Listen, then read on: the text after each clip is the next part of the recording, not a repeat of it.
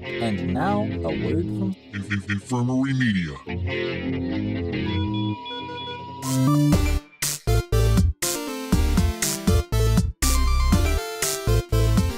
Hey dudes and dudettes, thanks for tuning into this episode of the Be Kind and Rewind podcast. A podcast chock full of everything that is nostalgic about the 80s, 90s, and more. I'm your host, Carlos, and this is my co-host, Dylan.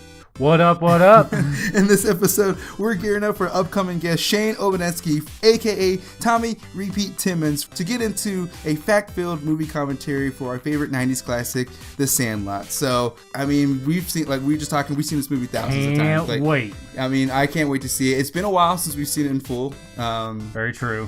Always like a lot of clips you see on Facebook and Instagram, but it's been a while since the full. We are celebrating the 25th anniversary. Wild too. And we tried to get it a few weeks back, maybe more in time with summer, like how they are, but still baseball's going on. We're still the tail end of summer. Yeah, School may have just started, but it's all good. We're still in baseball season. Exactly. But 1993, this movie came out. Third grade. We were rocking out third grade. Were you playing baseball in the summers in third grade? Tried a little bit of Little League, while I was in grade school, but never was very good. Was it organized or was it like neighborhood? It was ball? both. It was both. But I definitely enjoyed more things like this, like they have on the Sandlot when you're playing with your neighborhood friends, and when you're going to some Little League game and all that when. A lot less pressure. Yeah, you're getting yelled at by the coach. Mm-hmm. Oh yeah, no, exactly. All the competition. Yeah, it could be overwhelming for young adults. I was playing some more organized. Where was it? Over at Peter Pan Park. Playing those games over there nightly. It was fun, but like you said, it was one of those. It's like, okay, well, I'd rather play just with my friends as opposed to people I don't know or could care less about, and this game doesn't matter. But The Sandlot, though, watching it all the time this summer, always got me in the mood. It's kind of one of those you'd watch it to get yourself in the mood for your games. I agree. And even then, it felt like it was a classic. Yeah. What I gotta say too, I played baseball for a little bit. Then I want to say it was D2 that came out. Changed my game, and that's when I went to roller hockey. Yeah. Took up all my time. Well, I mean, in Emporia too, they always adjusted with the movies at the time. Because I remember when Little Giants came out, we got a Pee Wee football team, and then when Mighty Ducks came out, we got the Rollers got a street hockey league going on. Emporia was with the times. I'll shout out to them. Granted, I didn't do the hockey; I just did the Pee Wee football. But they always had baseball and plenty of baseball fields all around. And there was one in my neighborhood, Saratoga, over there. And I would play there in the summertime softball or just go play pitch back and forth. So, yeah, it always brings that feeling of being able to just go anywhere and play with your friends back in the day. So, definitely. So The Sandlot, we're going to do an awesome commentary for it. We're getting ready. Okay, like I said, for next week. We're going to have Tommy Repeat Timmons, the Colossus of Clout. Will be joining us next week for the podcast. So we're excited for that. We're probably going to do some Twitter shout-outs to see if we get some questions from some listeners, because I know people are dying to ask a few questions, because a lot of these guys, they haven't done too many interviews or podcasts. Like, they're just starting to pop up because of the 25th anniversary. They're going to all the ballparks right now. You've seen them probably at every major ballpark. They've done some sort of celebration for them. So it's cool to see them all together. I think they've gotten like every single one of them back together. Have you seen the footage of that? I saw a little bit of it this summer, when they were at the Dodgers game. Mm-hmm. I think that's awesome that they got them all back together. And the guy who plays Ham looks like the exact same. Like, they all look relatively the same, but he's like a spitting goddamn image of his 11-year-old self. Right, which is always good. You don't age much. Yeah, and of course we got to see him in some other 90s classics like The Big Green. That was an underrated, not classic. It's not a great movie, but it was okay. Man, so we're gonna do the commentary. So for those who are watching along, we're on Amazon, queued up at the 20th Century Fox logo. So without further ado, let's go ahead and cap off The Sandlot in 3, 2, 1, go. All right, well, as we get this going, I just want to mention that it was originally called The Boys of Summer. The film's name had to be changed because there was already a famous baseball book by that same name. That is crazy that they used that. And this movie was shot in 42 days. That's pretty damn quick. I think that's pretty quick, especially for like involving kids and sports. A lot of pre-production. That's a lot of good pre-production. That's just a lot of things going right, you know. Yeah. And so the writer and director David Evans is the narrator. You kind of wanted Jeff Daniels, or no, Daniel Stern from Wonder Years to be a constant narrator in the '90s, but we'll settle. Now this hat, the long-billed hat that we'll see soon, is that like a fish? This is dedicated fishing hat. Is that why it looks so weird? I think it is a fly fishing hat. Yeah, the longer build, so it keeps a little more of the sun out of your face. That's the only purpose it could serve, because it's ridiculous. For sure.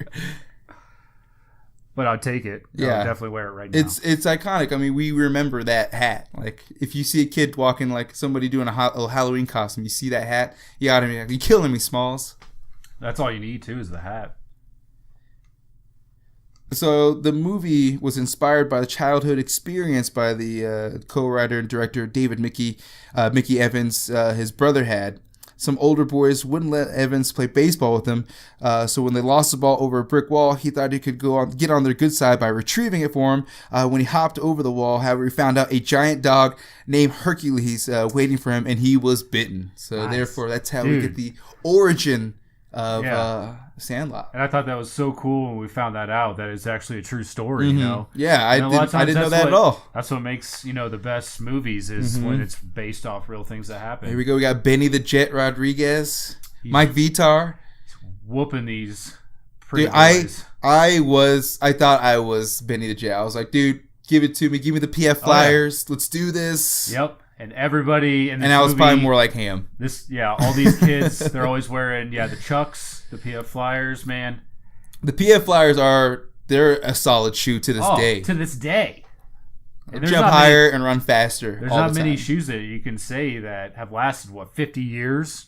Have any? No, I don't think so. Damn. The Chucks, they still hold up. They do. Now this is, I think California is the back setting. Correct. Kind of reminds you of Hill Valley. Marty McFly's definitely neighborhood. You think? Yeah. Hilldale. I agree on that one. Yeah, this is quintessential suburbia America in the '60s. Nice little cul-de-sac neighborhood here. Everybody knows everybody. It's a great setting. Yep. It makes you think of, this is like the U-Hauls, man, still killing it. Yeah, this is post where everyone's having a great time. The economy's great, buying houses, having jobs.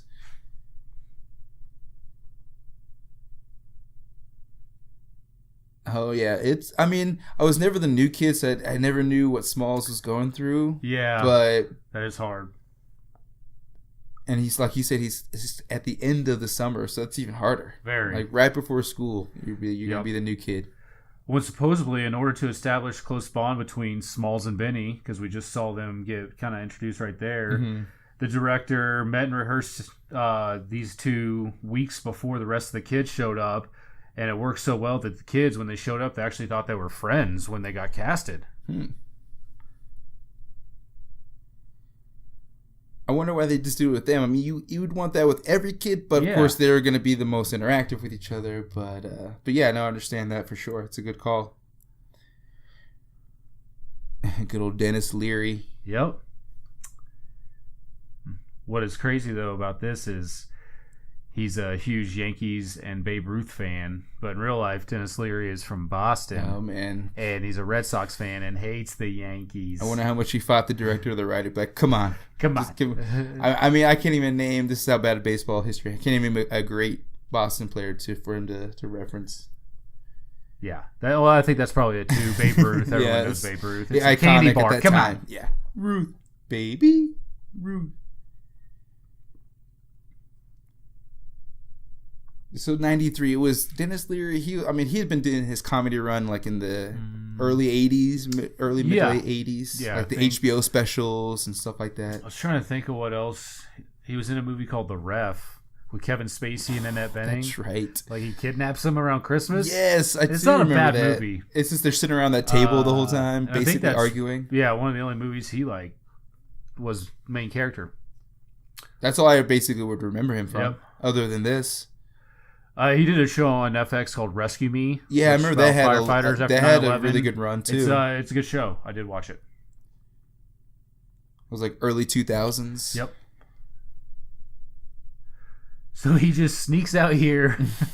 How does he know where they're at? Right? Did he ever follow them initially to know? Well, what he this doesn't. was? Yeah, he doesn't even want to walk up to him and be like, "Hey guys, can I play?" Stand back. It's like walking onto a basketball court. Yeah. It's like, I'm just gonna be center here. You're like, dude, we've already got these teams made up. What the fuck you doing? Yeah. So they initially wanted these kids to be a little bit younger. The casting, they wanted to be like 9 or 10 years old. But once they started casting 9 and 10-year-olds, they're like, holy shit, these kids need to be older. So, and they realized how much of a shit show it would be working with them. So they kept it around 12 or 13. I think that's a good call. Yeah. Good call.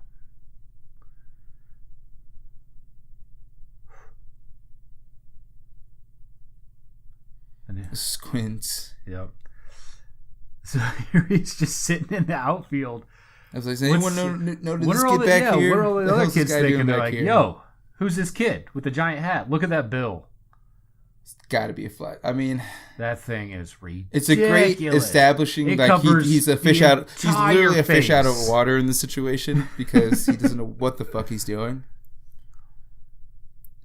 Did you ever have any scary animals in your neighborhood? Any legendary things like that? Man, nothing like this at all that I can remember.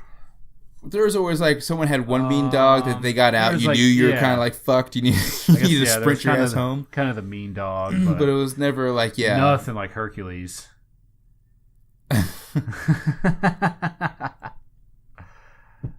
Yeah. He's got to learn how to catch. Well, Which he the will. funny thing about that fall too, it looks so realistic. But I guess, like we talked about with Marcus Toji, that he's an actually really talented baseball player. Tom Geary, who plays Smalls, Yeah. he's a really talented baseball player. Of course, they had to teach him how to, look unathletic to the point where his actual baseball coach was upset because they were trying to deform his talent at that point. Oh, that's So hilarious. they had to pull off the unathleticism. Yeah, because right here we're going to see a terrible throw. We are waiting. Oh, this is classic. Oh yeah, you gotta get the feet ready. Kind of reminds me of like Doug from Nickelodeon. Ooh, very, yeah. Could easily be a Doug That's character. a good analogy. Oh, he goes through everything. Oh yeah. I think he definitely would have been better off with the second option of walking it up to him. Oh man, They fall into the ground. Down. They can't even Fall take into it. the ground is like the ultimate kid insult when you're laughing at somebody. That's when you know you're like, God. you are so shitty. I've lost my balance. And then he just runs away too. Oh, yeah. Benny didn't even crack a smile. He's just like, man, base up, you blockheads. Erector sets. I always kind of wanted one of these, but I was too into Legos. I was like, fuck it. Never had anything like this setup. This, This is it's pretty badass. pretty, Toys. Pretty big engineering feat. Well, especially this is back in the 60s, Mm-hmm. Oh. I forget her name from Indiana Jones. Oh, yeah, Karen Allen. Karen Allen. Yep. And I really liked her in Scrooged with Bill Murray. Oh, I really did like her in that it's a one. good movie. Yeah.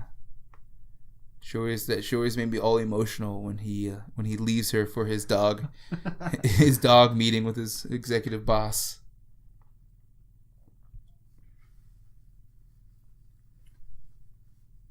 And she's a solid mom. She's like, yo, you can't be sitting here playing with this shit all day. Oh, yeah. Get your ass out there, make some friends, scrape up your knees. Yep.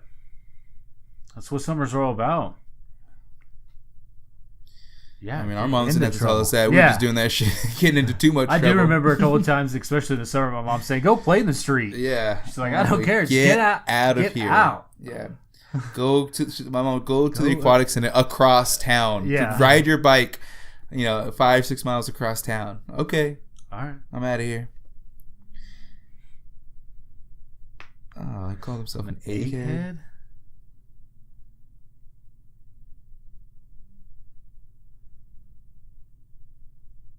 So kind of talking about some of the other kids that they casted. said 5 members of the Sandlot, the baseball team, Patrick Renna, Chauncey Lepardi, Maddie York, Brandon Quinton, and Granny Gale all had roles in different episodes of Boy Meets World. Whoa. And Art LaFleur was on Boy Meets World. So Boy Meets World's cleaning up on these kid actors. They were big back in the 90s. But we do remember Mike Vitar and Brandon Quinton from Mighty Ducks, D2. Yeah. Mr. Luis Mendoza. And Cake Eater. I forget his name in the movie. Yeah. Not Adam Banks, but I forget Brandon's name in the movie. I know. Well, and speaking of D2, we just saw last week Goldberg. Oof. He got that was rough. He got caught with some meth. If you have not seen the picture, go look was it up. Was it meth that he was caught online. I thought it was a DUI. It might have been a DUI, but he is obviously on meth. Oh yeah, that was a. Go look it up though, Goldberg. If you're out there, man, we're here for you. We're definitely here for you, man. Yeah. It's no good. Get away from it. Ducks fly together, Goldberg. Let's just don't get away from the flock too far and get some of this legal medicine out here. Yeah. It's incredible. Man, that picture was grim for sure. Oh, dude, it's a severe bad. Before and after. Yeah. You're like, oh wow. So hopefully he gets his game back on. Yeah. Got it? I remember playing Cash as more of a trial and error like this too. But I think I came into it already knowing, like, okay, Dad, let me see if I can test my game with you. Not more from scratch kind of a thing like they're doing from here. Because he's already, like, by the time most boys are 12 years old, they know how to play base. They know how to throw a ball. Yeah. Well, I was actually just thinking about that, too. I was like, I remember playing catch with my dad and basketball, too, like, but I was, first, second, third grade, I think. Because, by, like, 4th, 5th grade, we were in little leagues and things like that. And, By the time you're 7 or 8 years old, you're getting into the rhythm of it. Dude, it was the same with bike. Like, as soon as I was almost, pretty much walking, I remember them throwing me on a bike with training wheels. And then, 3-4 years old, like, taking them off. They're like, there's always that kid that was the anomaly who, didn't grow up the same way or didn't, maybe do the same experiences. As small as relating to those guys. Oh, yeah. Well, yeah, anybody out there listening, you got young kids, man, teach them. Young. Start them young. It's just a great way to learn. Like, they don't have to be the best at it. It's a great way to meet friends and, get that competitive spirit and, the camaraderie, things like that. It's definitely good for camaraderie and friendship. Oh, yeah. Oh, he just launched at him. I mean, he's got a plastic glove, so what was he expecting? Yeah. Which is funny. I think he said he ordered, like, from, like, a Sears. His grandma got it for him from, like, a Sears catalog or something. Yeah, that glove is terrible. But that's also a great life lesson right there, why you don't hold that glove that close to the face. It's true. And this is actually a terrible thing to do because there could be potential mini bacteria on this on that raw steak. meat. And you're putting that just all over your face and your eye. So it's like the Rocky thing when he ate like 3 eggs raw. He's like, oh, you probably shouldn't do that. Well, essentially, especially back in the day, eggs were fine to eat raw, but nowadays, since they're so mass produced, that's they so get much extra shit in them right now. Yeah, if you get them from the farm, you can straight up do it. It's the same with raw meat. Back in the day, people cut it off themselves and then ate it right there. That's how it's supposed to be when it's gone through a bunch of facilities and stuff. Especially like you said, in the 60s. Yeah. That thing might have just got cut. Yeah. I mean, that's what they did back in the day, but they just need to get something cold on it. Like back then, they did have ice and rags. He's being a man. He's like, put meat on their base. And then put it in butter and skillet it, woman. It's like, make me a sandwich when I make this steak.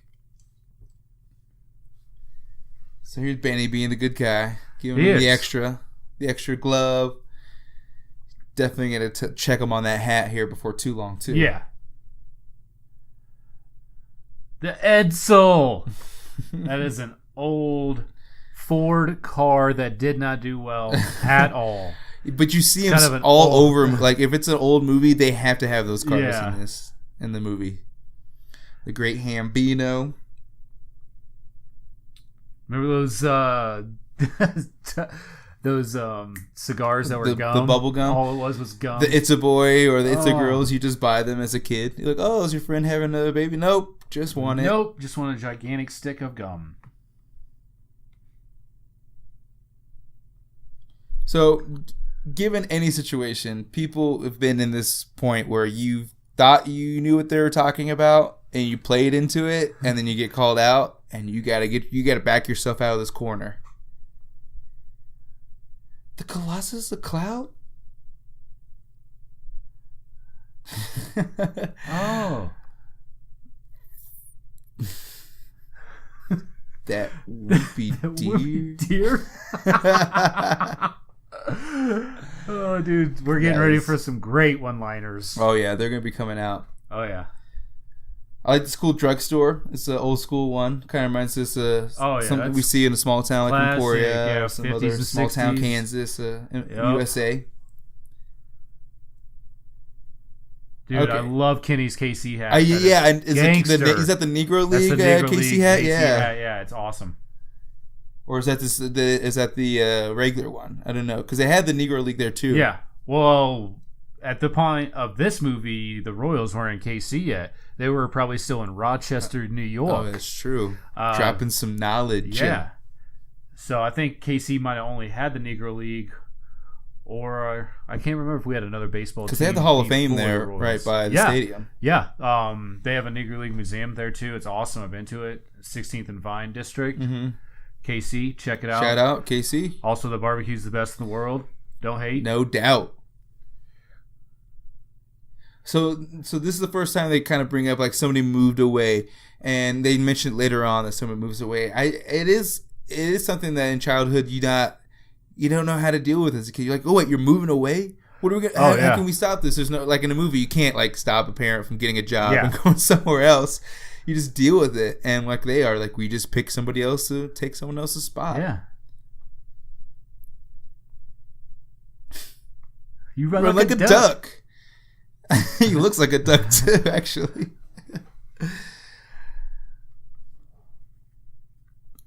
So Yaya, the guy who plays Yaya, wasn't even supposed to. He didn't even get the job. Like the guy who originally got it got sick, and so they called him in last minute to come in and come back after he got rejected. So Yaya was please come back, yeah. Well, that's another one of those classic cases that goes to show just going on auditions, just being there, nice, being seen. Yeah. You never know when you're getting called up. Being talented enough, they'll remember you.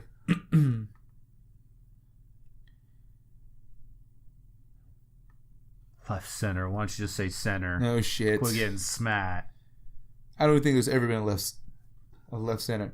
So that treehouse back there, epic. We'll get into that here in a little bit, but of course another childhood dream that still is why I think I'm into the tiny houses, into the teardrop. It's because it's my mobile treehouse I never had. No, I completely agree. I built tree houses all throughout my childhood. I mean, but I probably did you have like a super like the structure like they have, or were they like the a couple pallets? There was one time at my grandma's house because she lived on like an acre and we had a gigantic tree where I actually had a tree house. So I built it one room, but besides that, all of it was usually just like some sort of pallet up there. Mm-hmm. With some scrap wood nailed. It was a floor and a tree. And that's all you needed. As a kid, your imagination filled in the rest. Yeah. Now I'm like, all right, can I fit a recliner up here? Oh yeah. Kids are squares. Squints too, man. This is when we were introduced to the term square.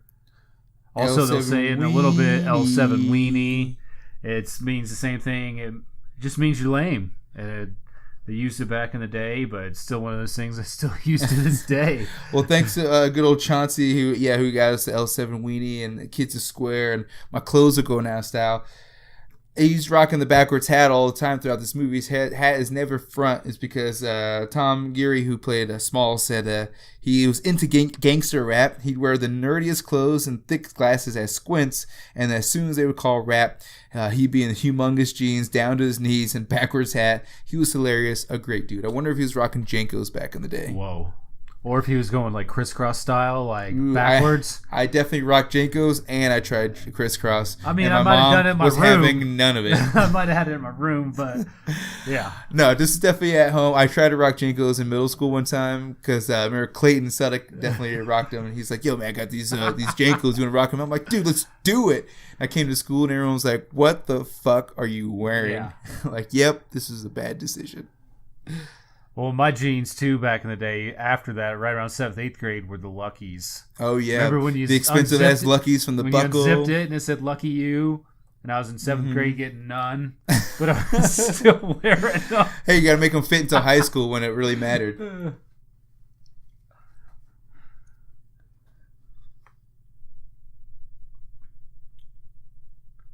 See, this is something his dad didn't teach, or right? What's his Dennis Leary didn't teach him? He just needs to go in a field by himself with a ball and throw it. Like he jumped in too early, like you said earlier. He jumped in too quick. He should have got acclimated before he went out there. Easy, and same with even catching. You toss a ball up in the air and then you catch it yourself. I Exactly. mean, it's easy to get just not embarrassing. He only has himself to blame. Yeah. You know, he went out way too fucking Same early. with basketball. You just go out there and shoot a ball. It's simple, like just practice.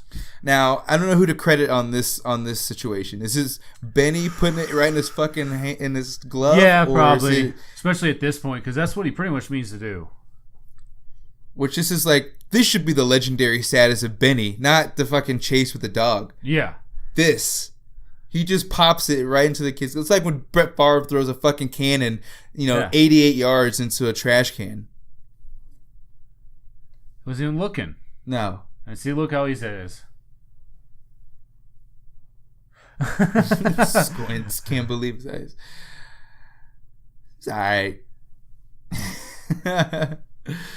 These are all classic kid reactions too when you've been proven wrong. You can't man up to it. You're like, yeah, whatever. Yeah, okay. I knew it the whole time. It's my spell. Nunez.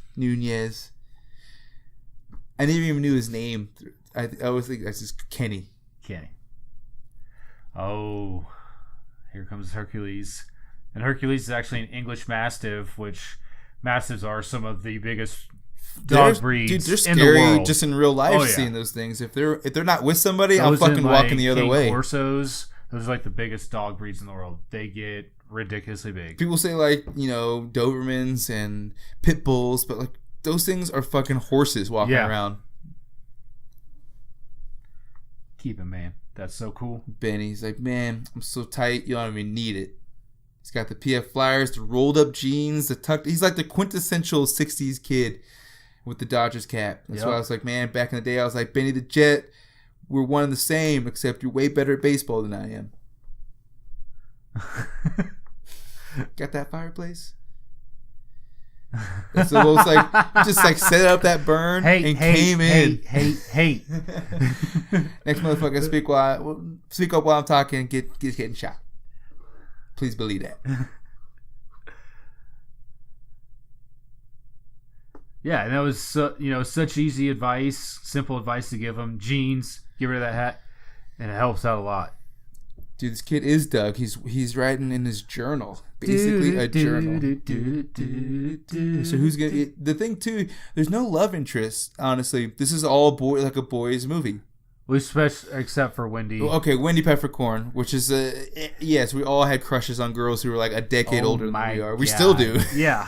So, yeah, it's all right. The Great Hambino calling it. It's no legendary shot too. You're calling. Oh wait, this is not the one you called. You call that pitching? Swung at it. He's talking shit after he strikes. Give him a tennis racket. And that's the best too. When, like you said, playing in the playground, you could talk shit to your friends. Oh yeah, exactly. No one's there. Yeah, in a game, you gotta take it seriously. Your coaches are making sure you're focused. But like this, you're like, yeah, I'm gonna fucking hit you. You better watch out.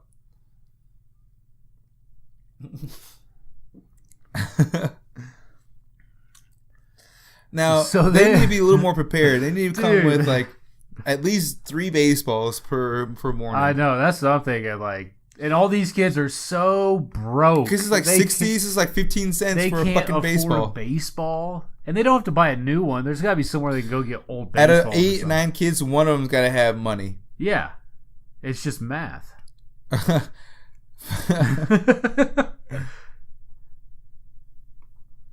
What the hell is he doing? He already knows there's something back there. Why would he even?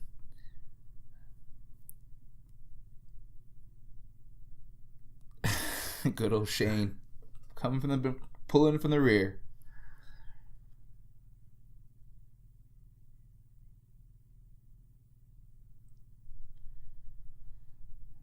Yeah, you should notice that right? they're upset, and you should get off that fence pretty quickly. Dun dun dun. But I guess it is a good plot device that they can only go one ball at a time, and once it's gone, they have to figure out how to get another one. But Smalls, being the naive one that he is, he's gonna seriously fuck up here.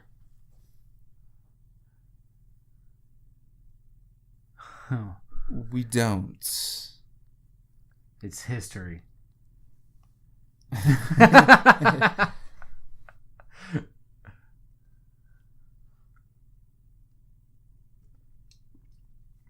Like, yeah, they don't even have two balls. Is the drugstore not open still? It's like 10:30 in the morning. Yeah.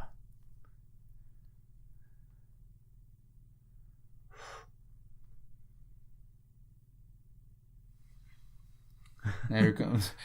I can't wait for Squintz's epic story about the beast.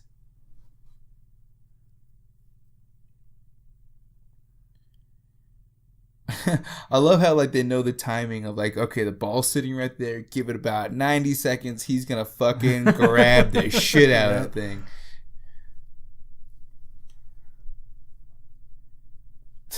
They've all been. They were telling him to shush. Yeah, just as they've ripped him off the fence, screaming like banshees running up to the goddamn thing. Now, is that a Chicago or Cleveland hat that he gave him? Where did he move from? Do you remember? I'm not sure where he moved from. Well, that's Benny's old hat that Smalls is wearing. It's his. Right. It's Benny's secondary. Could be Cali. Could be. I love how Tommy is not even wearing a hat. He's the only one not even wearing a hat. Playing baseball. What the fuck? Camp out. Every time I hear this song, in the jungle, not just Lion King, but Sandlot comes up for me. I agree. Yes, Timon and Pumbaa did make it iconic, but the Sandlot still comes to mind. All right, here we go. You want some more? One of the best things ever.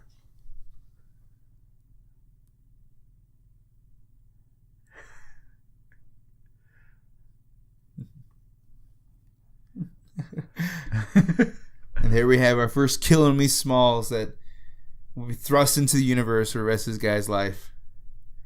He's never had a s'more. He's 12 or 13? I blame his mom. What is... It's all the parents, yeah. This is parents' fault. Expose Like, your this kid kids is like stuff, dude. super sheltered. I cooked out the other night and we got s'more stuff. My roommate bought it, but s'mores I ate tomorrow night. Yeah. I'm about to get down when we get to our camping trip. It's still classic, man. And you don't need a campfire for it. I put my oven on broil before. I've roasted a mallow right there and made a s'more in my kitchen. I've made drunken, just throw it in the microwave. Yeah. Maybe a little Nutella. Yep. You get crafty when you want that s'more. Nutella instead of Hershey. That's bomb.com. Yeah, for sure. So now we're getting to Squintz's epic story, which is great. I love how they go black and white with it too, and like gives it some extra like old school like 30s and 40s bank robber, campy it situation. Definitely does, yes.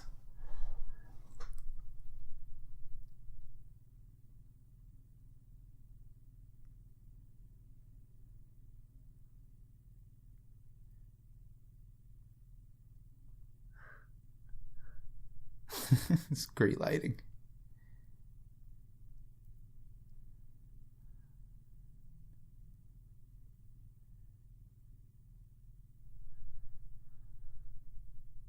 Now, Myrtle is a completely different guy in this story, and he'll be a different guy in the end. Why is that? He's white, yep, and old, but he's not white, but he's old later. What the fuck? That's a good catch. I mean, because the police come to him eventually. Okay, if you feed a dog a shit ton of food, it doesn't just get it doesn't just grow like that was a progression. An extra 10 feet. Yeah. I like the bank robbers. Oh yeah, the classic old school bank robbers that the PIs used to catch. They were always wearing black and white. Why would you wear white?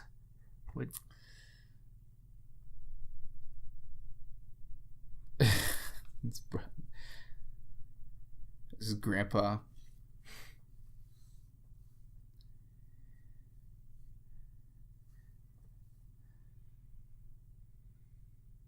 I don't think 173 That's guys. a jump. That's a lot. Although, if that was a real beast, that's a big fucking dog. They would just put the dog down. They wouldn't be like, oh, it's chained up. Yeah. They'd be putting... That Tommy gun would have been unloaded onto that dog. Squidman.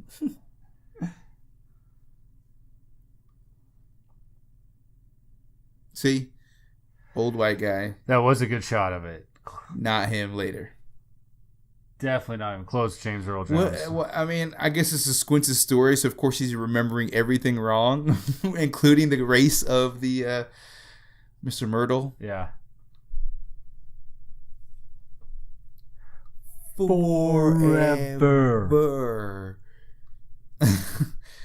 So I did an Instagram poll on what people use the most, what quote they still use the most from Sandlot, and forever was the most used one. People still use that one, other than "Killing Me Smalls" or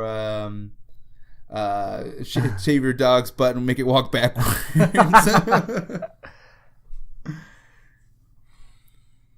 So talking about this tree real quick. The treehouse, the production crew had an agonizing time over how they're going to pull off that tree that size, the treehouse. So we're looking to have to buy an oak tree, a specimen of that big. They can even find one, hundreds of thousands of dollars to get one that big that they wanted. So when they happen to notice one being chopped down not far from the production offices, the 100-year-old oak was interfering with the foundation of the house it was planted next to. So the man removing it agreed to give it to the crew, and Salt Lake City utility companies took it down the power lines and basically hauled it over, cemented it into the ground. That became the iconic part of the movie.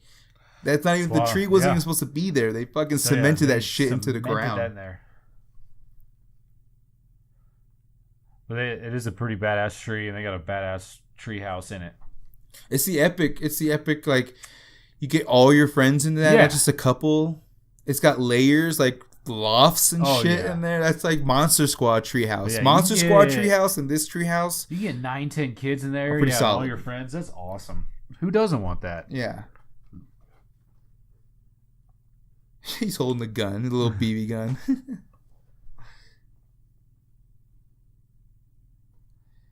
Come on. Good old Wendy Peppercorn. As a kid, I thought she was, she's cute. Now as older, she's hot. Good old Wendy.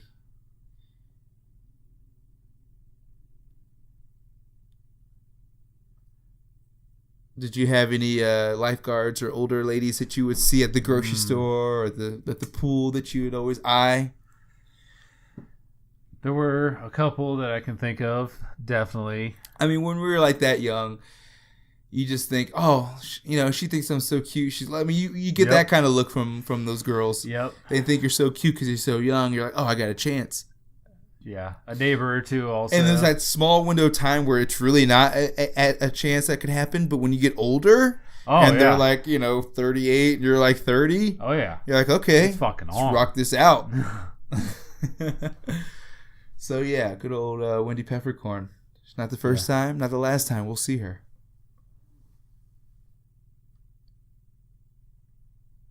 Squints is getting dragged there. You guys been? I mean, this should be a daily occurrence. It should be hot as fuck all the time in the summer, but...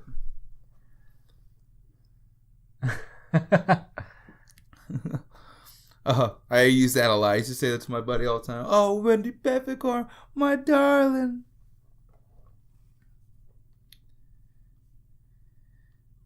You can't be drinking pop to get cooled down. Pop isn't working.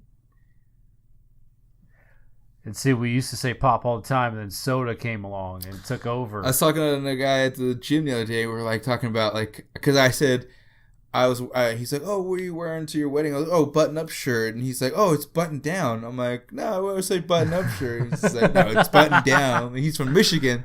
I'm like, all right, so what do you say, pop or soda? He's like, soda. I'm like, fuck. I'm like, how much is recycling for your goddamn bottle? He's like, 10 cents. I'm like, shit. So, yeah. It is button up. I don't button down. I don't button down. And What are he you, says, a I even asked a psycho? friend. He says, I button down. I'm like, I always button up. I don't know why I button down. It's like, I don't know. I've never occurred to me.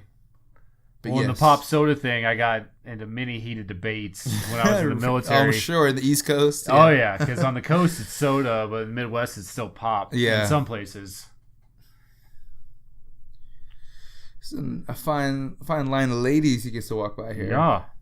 Oh, sexy.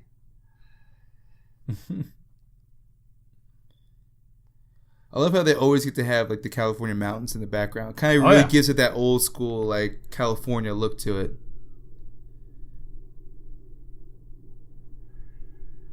Because they really do a great job of the setting. Like this is made '93, and I don't see any peak of like modern technology or anything like that. So they did a great job with the costumes and with the cars and just the town itself. Could go to any small town in America and basically turn it back. They're already back like 25 years already. Oh, good old Wendy Peppercorn. Yeah, I definitely had a couple of lifeguards. One time I was talking to this lifeguard who I had a crush on, and I was just kind of bobbing up and down, kind of like keeping my toes. Like I was just at the 5 foot mark, but I was like maybe like 5'1". So I was just kind of keeping my head above water. I was like, yeah, just kind of talking to her. All of a sudden, like I lost my footing, and so I went under, and I like blew air, and it kind of blew up. So she thought that I was drowning. Blew the fucking whistle, cleared the pool, and jumped in after me at like 5 feet range, and like pulled me out of the goddamn pool. All this commotion, and I was just like, I just lost my footing, and I went under for a second. Like I was coming back up. Like she reacted immediately because she was looking right at me, so she saw me go under and blow water up. She just like, and just goes right in. I'm like, you didn't need to do that.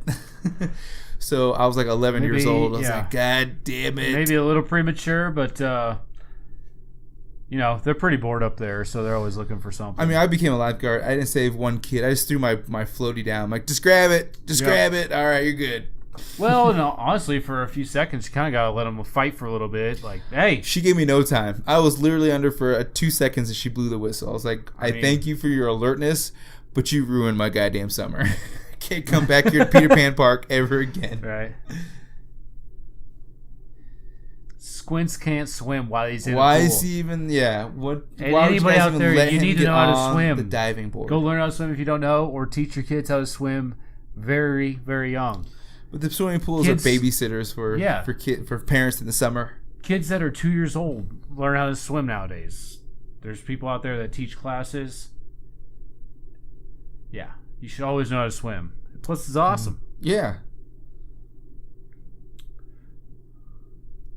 See, she didn't blow the whistle. She just threw it off. That's what I'm saying. Like, that was the reaction. Like, she saw me go under for a second and just went in, blowing that whistle. I'm like, whoa. Wendy's probably the only lifeguard on duty at this point. Like, back in the 60s, they didn't have all the regulations. It's true. They probably even teach her CPR. It's like, you can do it. Yeah. You got this.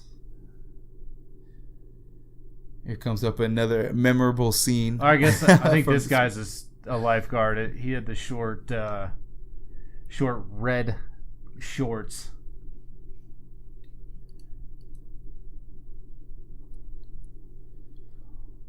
I can get down some short red shorts nowadays. Yeah.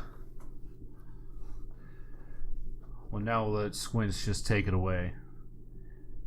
'Cause this is a ballsy move. So the actor who plays Squints was looking forward to this scene the entire time when he read it in the script. So he kept asking the director, when are we going to shoot this? So when they finally got to the day of for this scene, the only instruction was to keep your tongue in your mouth. I can see that.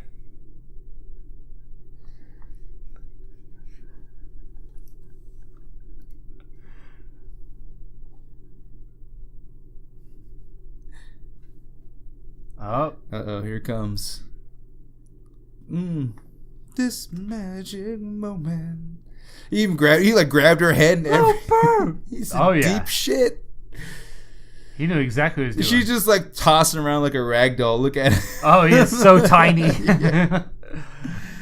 You don't realize that when you're a kid watching these, you're like, they're just the same size as you, but now as an adult, you're like, these kids are tiny. So tiny. He just chucks them into the fucking grass. See, nowadays that'd probably go to the Supreme Court. Oh yeah, like some kind of would be lawsuit. Like, oh yeah. my god, you almost hurt my boy. Right. She could have drop kicked him and still got away with it. She liked it. She loved it. She loved it. Yeah. Been planning it for years. You guys didn't plan that. I mean, definitely schemes that I schemed, but I never pulled them off. It was like, oh, if I did this or if I did that. Never pulled it off like Squints.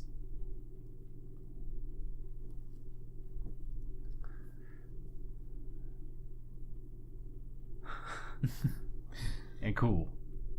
So when the Wendy, she's partly based on a girl Evans, the director remembers from his childhood, a lifeguard in a red bathing suit named Bunny, which is a total 60s name.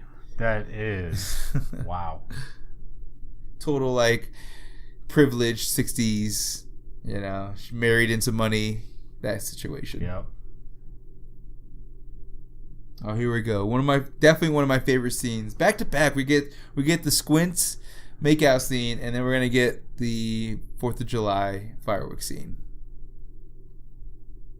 And this soundtrack too. I don't think the soundtrack gets enough credit. Oh yeah, it's great. It's got a lot of great old school classical music. Yeah. Oh yeah, but yeah, look at this 4th of July. This block parties, yeah, like, that's awesome. That's old school too. That takes. I haven't been to too many of these, but I've seen them around, and like back in the 90s, that was definitely a big deal. Oh yeah, people rocked out the the block parties, cul-de-sacs, some like crazy. block parties, having setups like that too.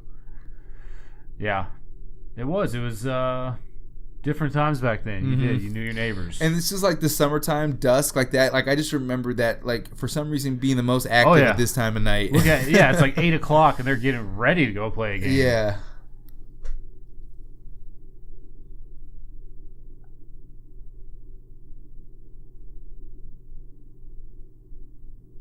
Yeah, it's just a great concept to be able to play under the lights like that. Like, you don't think about that. And when you see this in the movie, like, what a great idea. Even though it looks super green screen and CGI, it still pulled it off. Yeah.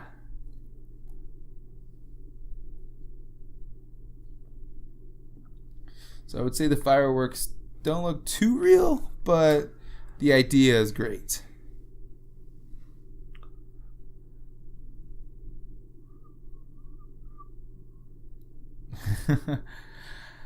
I have seen some fireworks recently that made me, go in a little bit of an awe. They're getting creative. They're starting to get like they are. We're in their choreograph now too. Like, they know like what they're gonna shoot off at what time. There's ones that like it shoots off one tiny little thing, and all of a sudden like 3 miles radius of like fireworks like just explode. Like holy shit, firebombing everybody. Oh, yeah, like I said, the soundtrack is pretty solid. I would say up there with in regards to classic America, like with Joe Dirt and Forrest Gump. And Forrest Gump was here after this. Forrest Gump might have the best soundtrack ever. Yeah, a double disc. I remember back in the day, it was a double disc soundtrack. I had double disc because there was so many good songs. I remember I owned only 2 double disc sets back in the day, and that was the Beatles anthology. Oh wait, 3. The Beatles anthology, the Michael Jackson, with he released the all his music, and then and then that one. Pickle! Which I don't know if this was the official name of it, but I think because of this movie, that's basically it's been adopted. It could be too. I mean, yeah. But for anybody who's a baseball expert and wants to refute that, please tell me. I'm just that's the thing about this movie, man. Is it's so classic. It changed culture, the way we say different things. Yeah. That phrase right there, like you said, it was. Oh, I forgot to say when that last part of the fireworks scene when the ball was rolling to the camera with the fireworks in the background, that was a miracle shot. They said it happened. They had intentions of it happening, but it worked out perfectly for them. No CGI or anything, so it just worked out, and they kept it in the movie. So now we have the famous insult scene coming up here. Man. I mean, This is going to be back to back to back on great scenes so far.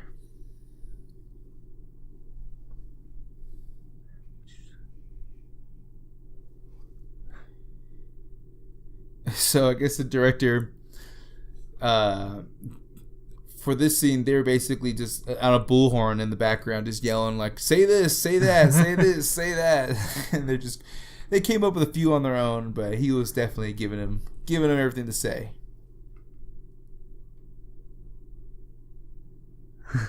Bertram.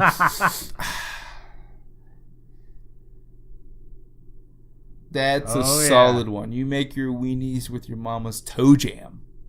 And you like it.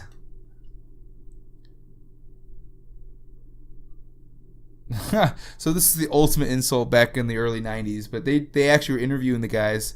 And they asked him, the director too, like, would you keep this line in the movie now? He's like, it probably wouldn't get as many laughs or your same reaction That's nowadays. True, yeah. But the times have changed. Times have changed, yes. Yeah. Just like I said, early 90s. Everybody anything related to you throw like a girl, you do this like a girl. 25 years ago. Was an insult, but nowadays, not so much, man. You can't be throwing that out. You can't, man. Yep. A couple of them got another a lawsuit going to the Supreme Court. Oh yeah, you know it. It's in the making. Oh yeah, yeah. It was awesome. A lot of that was improv and unscripted, and I bet they had a lot of other good one-liners that didn't make the movie. Oh, I kind of that's what we're gonna ask Shane. I wonder there were some good one-liners that we didn't. Very good. We question. didn't get to see in the insult scene that could have made it. That's one. He's a great catcher. He's a great, shit talker for a catcher.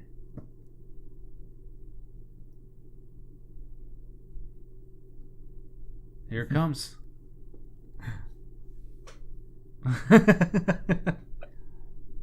I mean, so these guys have like their official uniforms. Are they like a traveling team? Are they like they play on this field like the Sandlot kids? I know. Look by at themselves? This headgear. Like that's super old school. Like they had that when we were like in first grade. Like, you either had the full helmet or like the ear one. I'm like, give me the full helmet. I don't want to look like a goddamn idiot. Oh, yeah, just pelting it out. First shot.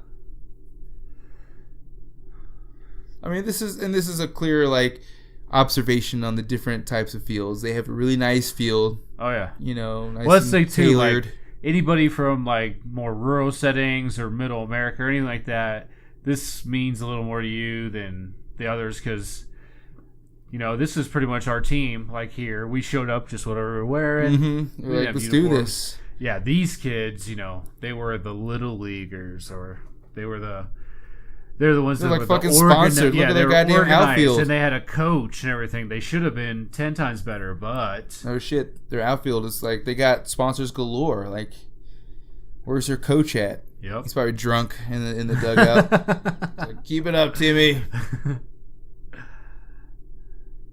But I do like when they show up, they do show Benny respect. Like, all you are insult to the game except for Rodriguez over here. So yeah. They at least respect Benny's game. They got to recognize him because he's a future MLB player. For sure. So at least they respect his game.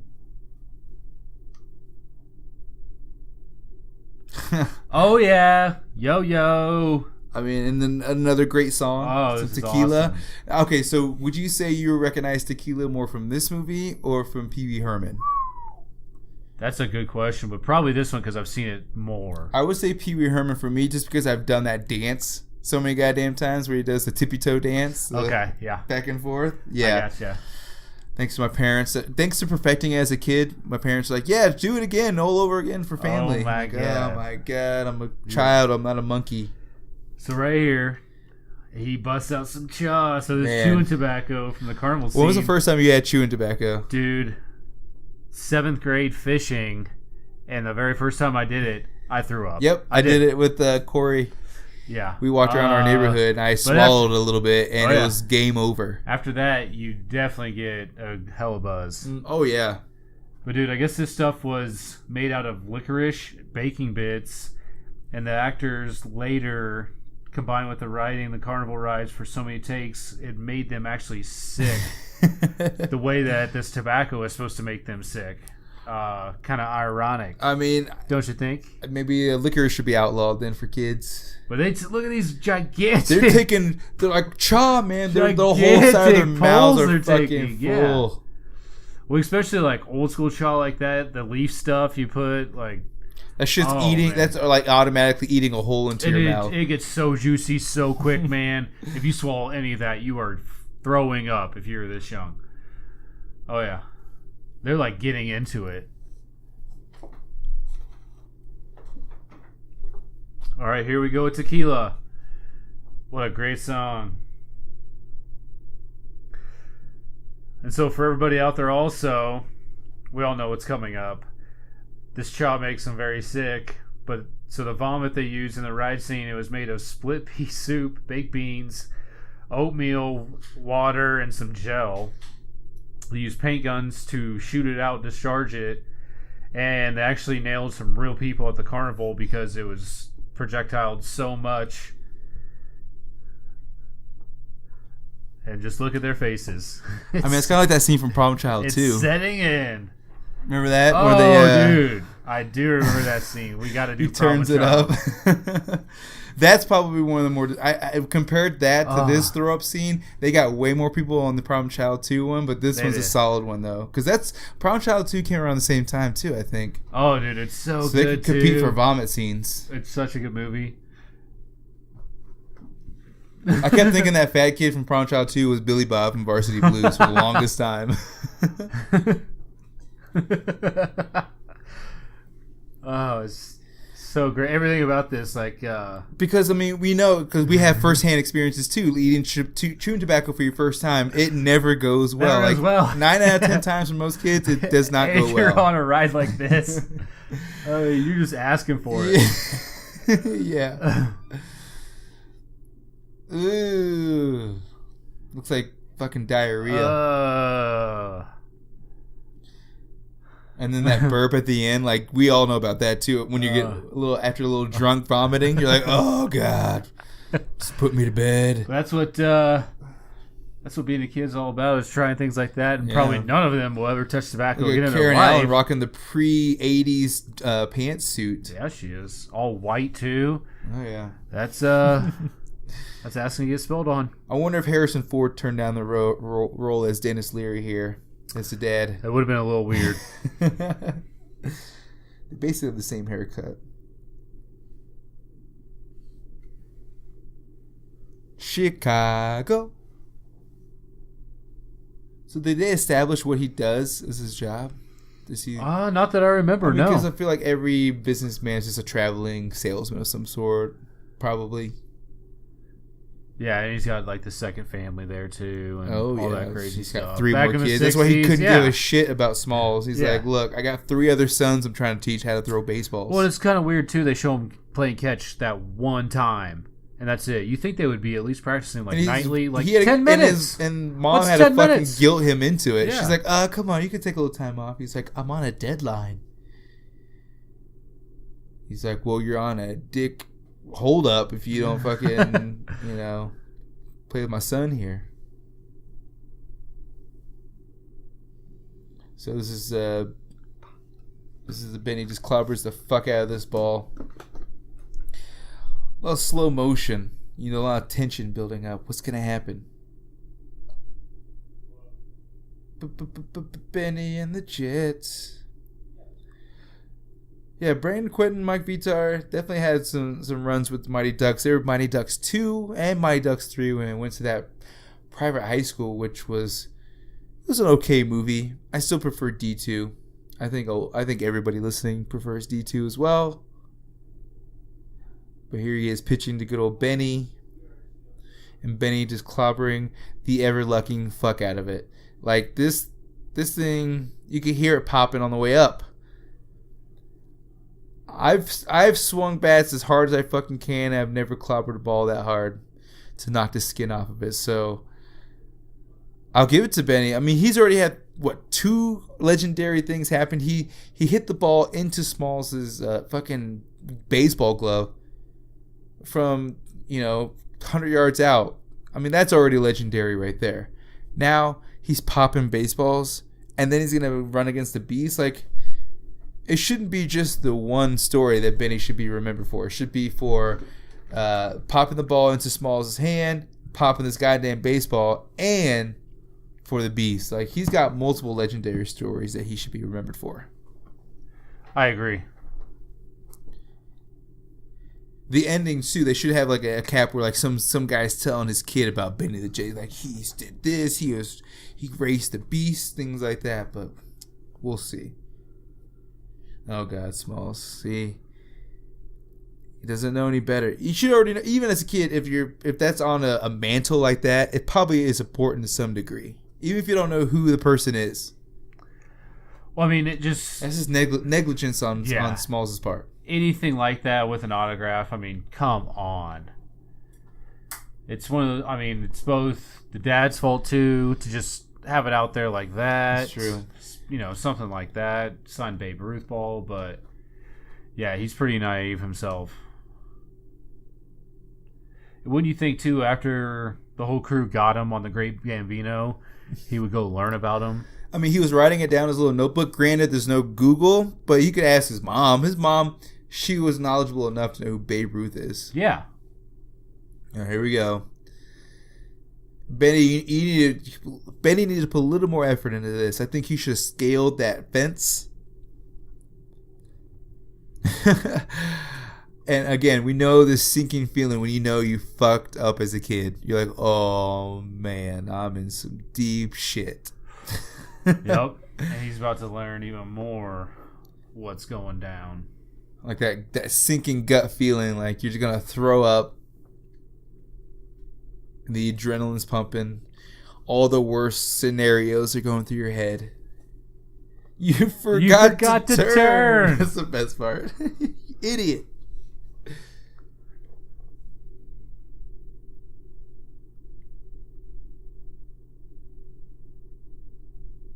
Bertram. He's in shock. I do love Kenny's shirt. Nunez's shirt. It's pretty solid. Wearing a button up for baseball. The Beast growling.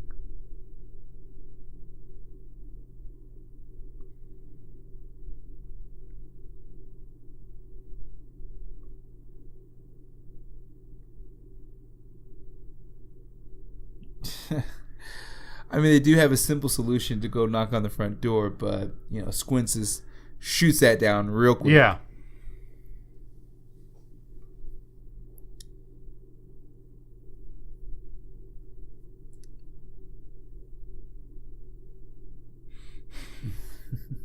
What do you mean?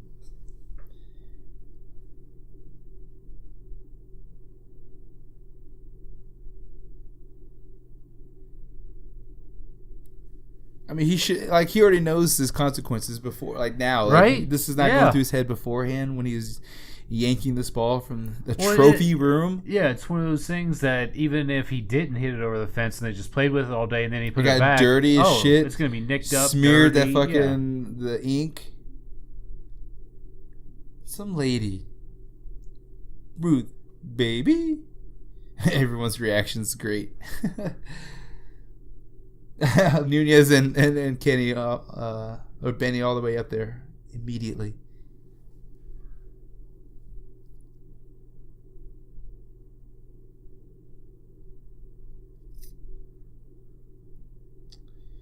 I mean, Babe Ruth has signed so many baseballs. I remember how much they actually are worth. Like over $1 million, would you say?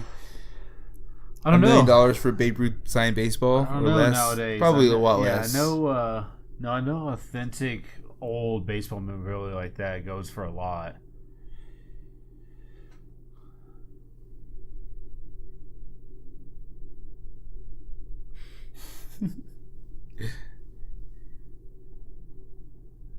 Yeah, who is she? See, this is when you get caught up in your own lie. Yep. You get called out. You're like, are you serious?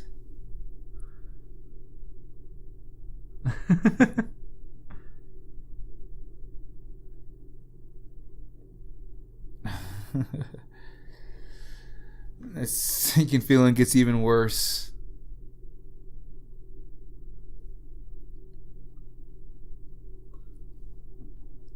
less than a god and more than a man.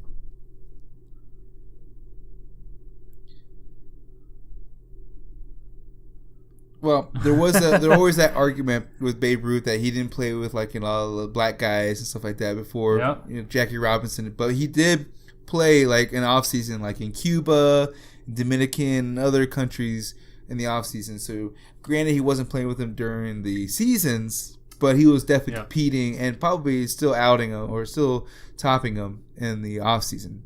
So he's still a great baseball player. Oh, yeah. Just didn't get to prove himself like people say in the big league. Yeah, and we even talked about it briefly earlier, but he played in St. Louis and Kansas City with the Negro League players and against them and stuff like that in the offseason also.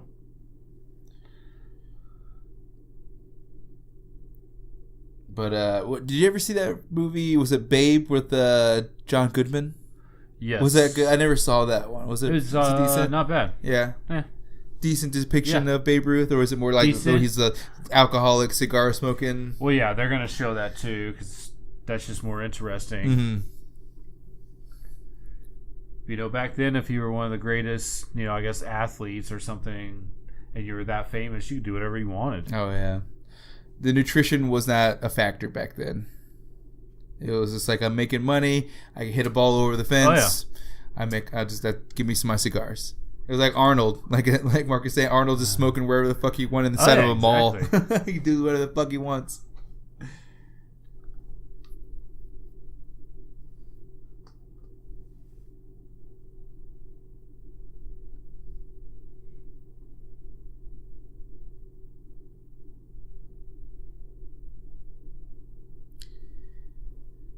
So it's like his office / the trophy room, I guess. Yeah. I do like that Benny came up with the idea they needed a filler because the mom would find out that the trophy, it's gone. Like, where the hell's this ball at? Look, she's already telling him how important it is. Yeah. Yeah, you can't just have an empty ball holder there. That was a great idea on Benny's part to have a placeholder. His father gave to him. Great. Driving that nail even further into the coffin. Right.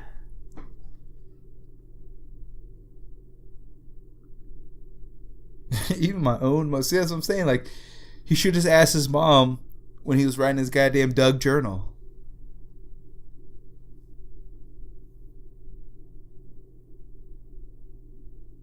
Stand By Me. Stand By Me is another one that has a great treehouse, too. True.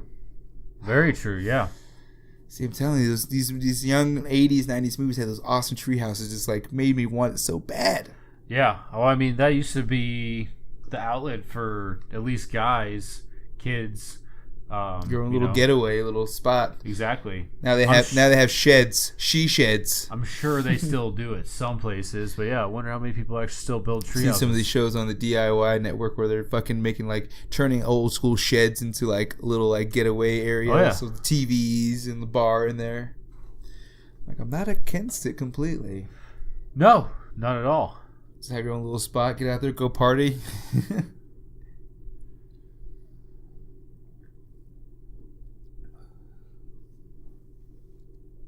He's taunting him. You would think that they would ever see Mr. Myrtle go out there and feed the dog. I'm like, yo, can you get that ball? Just time it out. Just weigh him out. Weigh him out at the treehouse. And so when he goes out there in the morning or at night, he's going to feed the dog somehow. Yo, can you grab that ball? Babe Ruth signed it. But that would have been too easy. Yep, I agree. I do like the shenanigans that we can see here, though. I like to use the Wheaties boxes as as the scope. See, they can still get it there if they just had the rake end on that end. What are they gonna do with that? Turn it around. Yeah, what are you gonna do with just that stick? That's hilarious.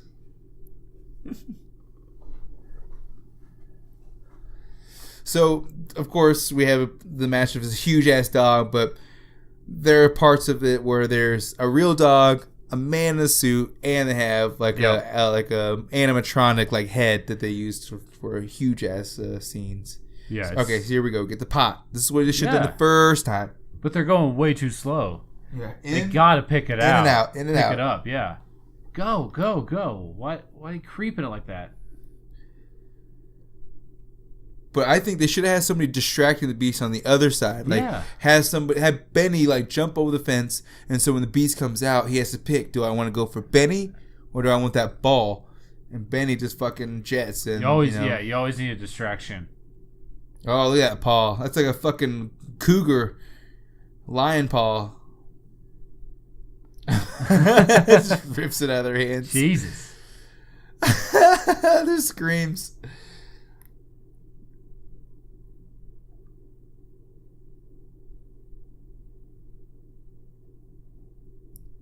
Just losing hope, man. Gotta go for the next plan. Plan C on third plan. I guess so.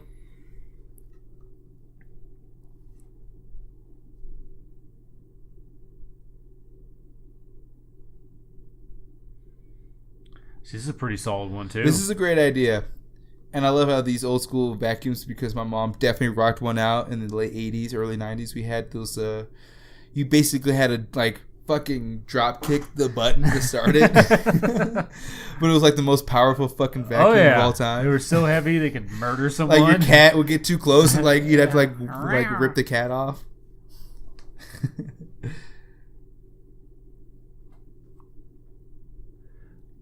Why don't they just say go? Just say, do it! Yeah. It just took 30 seconds to get to.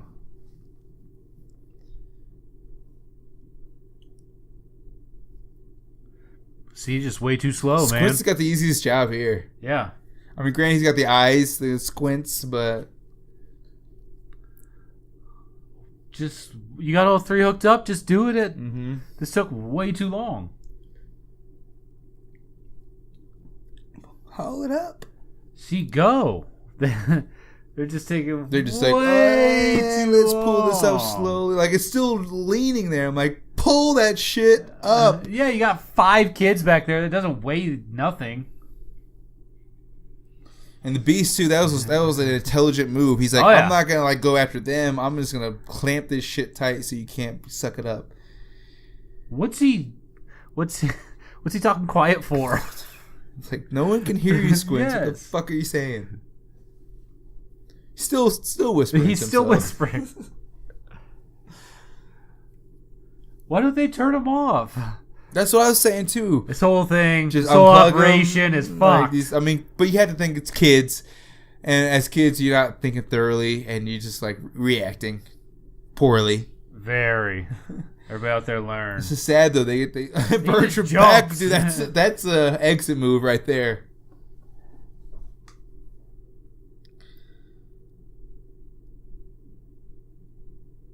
I mean, this is a true. And they got Did you just notice that too? They got stairs up there.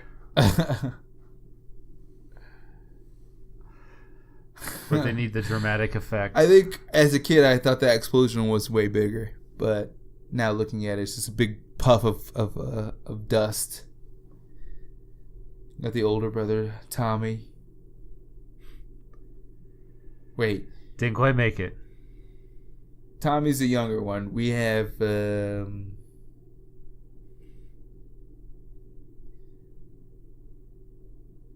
that's a lot of dust.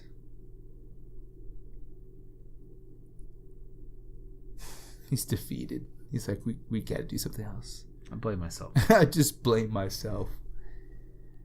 Yes, you need a distraction.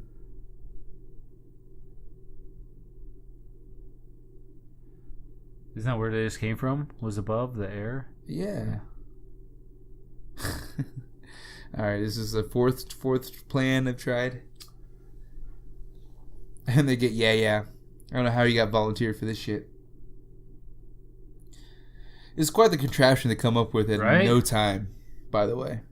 They have like a wheel, like attached to some wooden, some spindle. Yeah.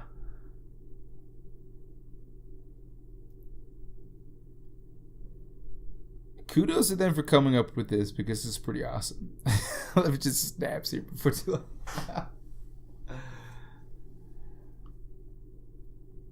His face. A little slower. No, you I'm gotta like, get me go. in and get me the fuck Yeah. out of here. Let's do it.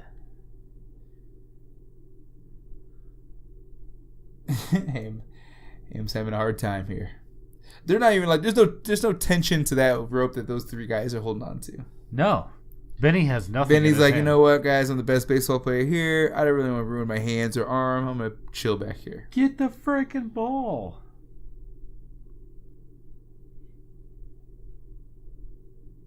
Throw it. Right there. Boom. Throw it. Over your head. See, I've always Overhead. thought that. Yes. Over the fence. Throw it.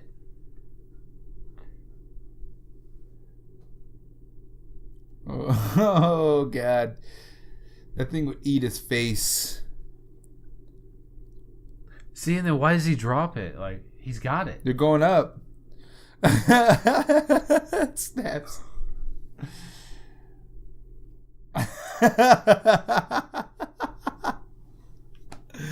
Oh, that's great. And then he has it in the lips, the flubbing of the lips. Oh, like, where did that come from? It. That was great. A Man. great reaction. All right, so now we're on our 5th try.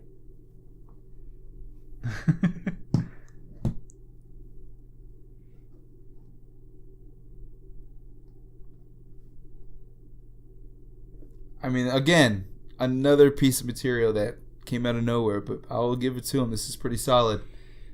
That's a lot of erector set. It is. They should have been asking Smalls' mom for baseball money. Baseball, for those extra ones. They got the hard hats on.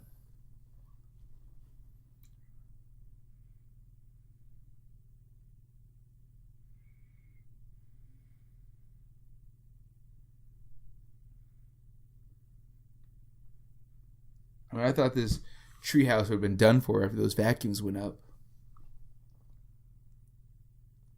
Actually, they should have had someone just run down that little thing, grab it, and climb right back up. Yeah, that's what I still think they need is the double ladder.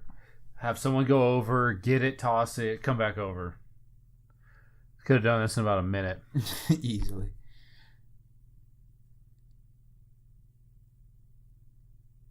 I mean, that's a sweet little, I do like the score little too. bot. The score behind it is really good. I can't remember who did the score,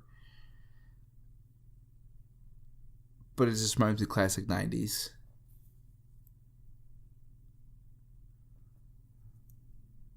He's still whispering. It's driving me crazy. Like Squints, I can't fucking hear you. Yeah.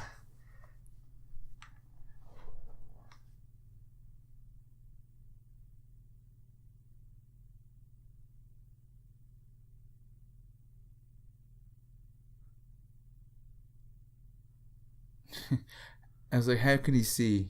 He's like right behind it.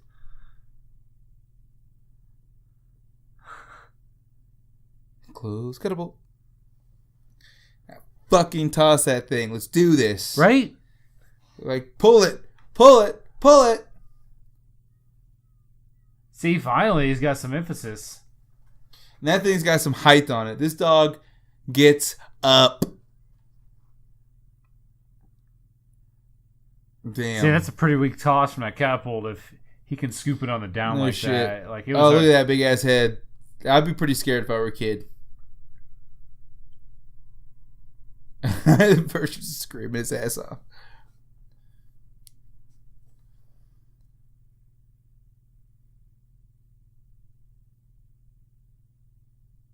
Back into the pile. So their 6th attempt they got to figure out. They just have to man up. They're just going to have to man up.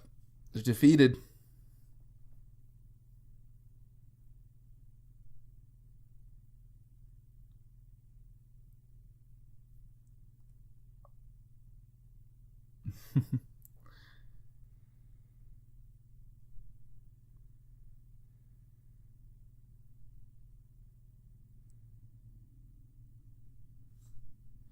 Oh, yeah. I mean, plenty of restless nights as a kid worrying about shit that didn't matter. Still to this day, that's shit that doesn't matter. Yep.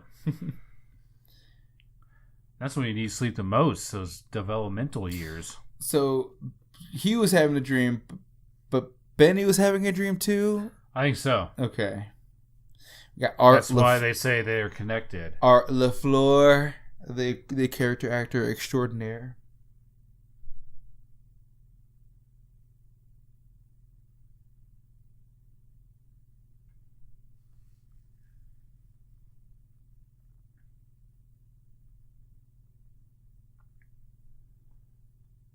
He does pull off the a good babe vibe. Oh yeah, A little thicker, probably an arrogant asshole for sure. and the stogie. He's like, whatever, kid. Where's your mom at? Mama, what's vacation Your mama mean? sleeping? All right. Go visit that closet. Your mama sure does love your schooling, boy. Your boy still loves your education.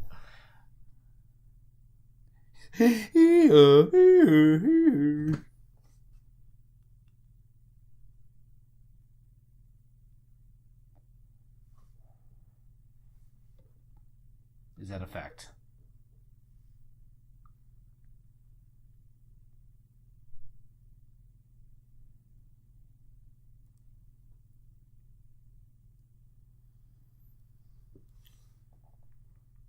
I don't think I've ever had a dream where I remember the sage advice that somebody's given me.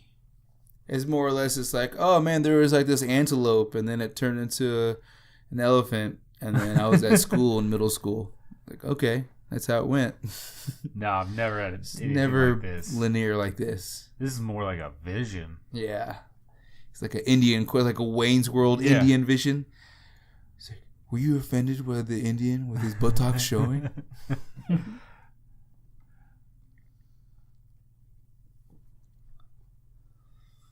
Henry Aaron. So I didn't get this as a kid.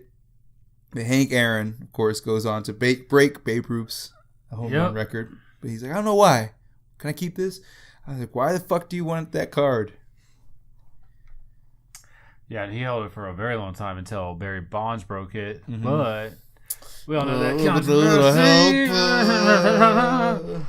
I mean, it's funny too when you watch Rookie of the Year and you see Barry Bonds when he strikes out Barry Bonds in that movie. He's like fucking like tiny little skinny Right. chest. You see Barry Bonds in like 2002 and 3. He's like Oh, yeah. fucking barrel chested, looking like a goddamn. Oh yeah. Well, Night same with bouncer. like Mark McGuire. Like Yeah, he was this just guy's this just regular blew white guy up. in like college, and all of a sudden gets in the majors. Yeah, and he's hitting 60 home runs a year. Like Him and his goatee just kept like, getting bigger and bigger.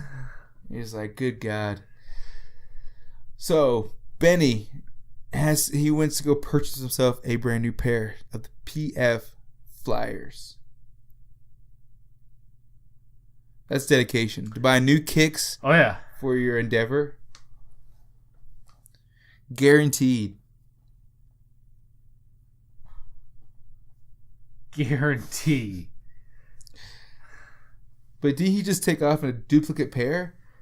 Yeah, those other ones. I look mean, I pretty guess he clean. just needs to re-up, but if The you already other ones had the look worn-in pretty pair, you clean, should be but I good to mean- go. I'd be worried about blisters. But Benny, dude, you're going to get blisters. You just put those on. Get them all dirty, Yeah, too, on this dirt. So we got. This is try 6. Yeah, this is 6th attempt. Yes, it was your fault, Smalls. Yeah. It That definitely doesn't was. help me.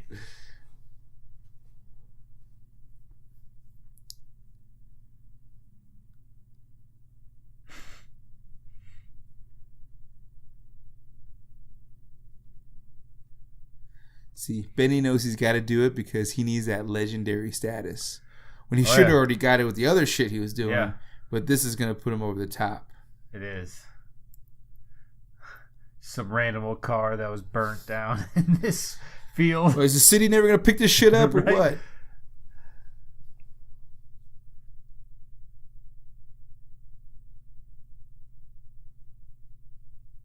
All right. See, it's funny how throughout the whole Why movie they're don't they scared to have even walk up to it. Why don't they have the return ladder? It's true. You know, I just don't get it. There's nothing there. It is suicide. Jump mission. over it, get the ball. You got the return These ladder. guys had no Come on. no regard for human life. Yeah, how's he getting back over? Yeah, this is try 6, and they put the least amount of thought in this one. They've gotten like so close. They had it in their Benny, hands. They jump? tossed Yeah. it. Like everything in between. Just go grab it, throw it over, and fucking jump the other way. So the beast loses about 40 pounds when it comes out of this doghouse. Yeah, like big time. Lose a little of its guster when it comes out. Even though it's a cute dog, probably old. But Would it be awesome if he just pulled out like a 45 and just like And My baseball. Credits. That's my baseball, punk. Pop's tripping. There Says I gotta ask for baseball back. It's like, make your move, punk. For real. I think the only time I've been tempted like that or been taunted is by a goddamn goose at the park. Where they're like, if you're walking too close to them, they'll start getting close to you and start like getting their necks all close to you. They're like, pretty crazy. Motherfucker, keep coming close to me. I'm like, I'm just walking on this goddamn sidewalk, you fucking goose.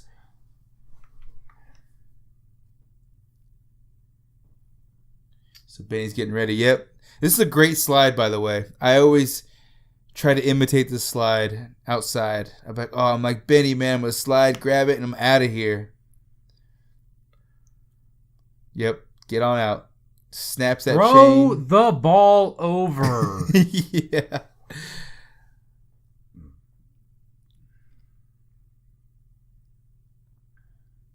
Did it. And then we get the only cuss word in a PG movie that is allowed. I think shit's the only thing you could say in a PG movie.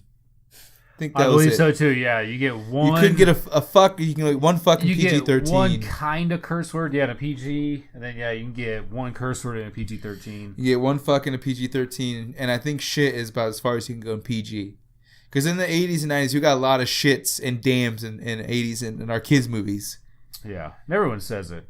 I mean, and then there's like a short period where like, oh, we need to take out the cussing in these movies, and then now like there's kids are super vulgar, like over the top. I still don't get the concept of the curse word or anything like that. You know, you give the word the power, like, especially like fuck. I'm a fan. It's frowned upon in certain situations. I don't like it. Kids shouldn't say it. Get it? Yeah, but you're a fucking adult. Mm-hmm. Exactly. Now, I guess during this chase, they're running so often, so they're doing so many takes of this that Benny or Mike Vitar and Tom are running into the cameras because they're so exhausted from running all over these streets. Because, I mean, you could have a stunt double, I guess, but, I mean, they're kids. They got endurance. Make them run. They do.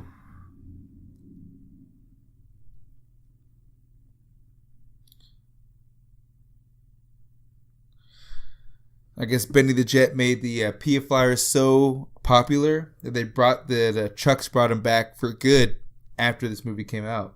Whoa. Yeah, there's in demand. Another thing with pop culture, it changed. Yeah. Yeah. In demand for PF Flyers. Look at this havoc that they're causing.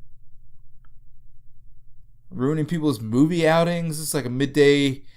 In a high school, too. Founders Day. Oh man, this cake situation. I was always upset about this cake situation. I'm like, I wanted some of that cake. I like pig feet. But put some water on that shit and eat it. Somebody put a window open here. We gotta do Friday. Great they handled jump. They handled that jump and they handled that cake well. Not so much here. This dog's on such a mission that he ain't going after anybody else. It's like Jaws 2 or 3 where the shark like followed the family, had vengeance. It's like, is this really happening? Yeah, I'd be like Ham. Like, let me just pop a little top over here. 62. For some reason, I thought it was 63, but it's 62. Damn. This is America's golden era, they say. Early 60s. Yeah, we're not even in Nam yet. So no. It was all good. Nam was what, like late 60s? Started 65, early 70s. 66. Yeah. Got big, 67, 68. Ooh, big dog. See, that was another trailer. The little scene they use in the trailers all the time. I remember that. Ooh, a big doggy.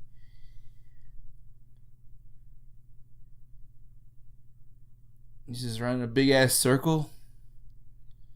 I've ran away from a few dogs, and they've caught up with me pretty quick. Oh, very quick, dude. Dogs are much faster than us. Yes. So Benny even Benny the Jet. Yeah, even Benny, I don't think he could outrun the Beast or any other dog. But the PF Flyers, man, run faster, jump higher.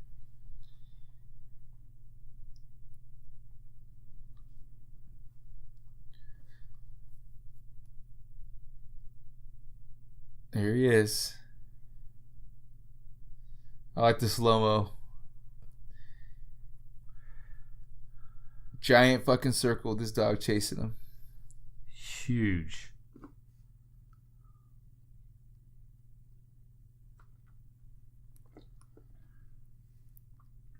Gets his ass, gets him his jersey. Because the dog never bites anybody. So right then, that's the only time he actually bites anybody.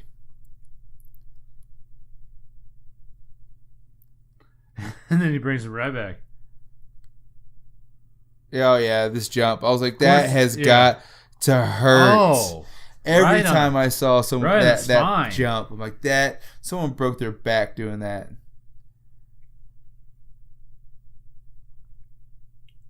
And this definitely should have killed the dog.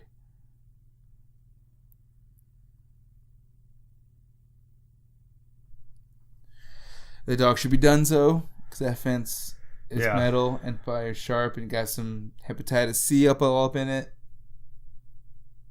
Look at Ham's face. I was... They did it. Or Benny did it, I guess.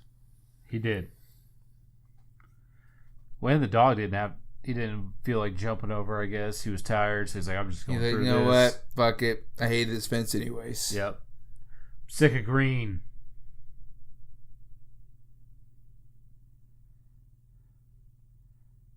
See, yeah, now he's not too scary. It's not as threatening, so it's like, let's help him. He's dying.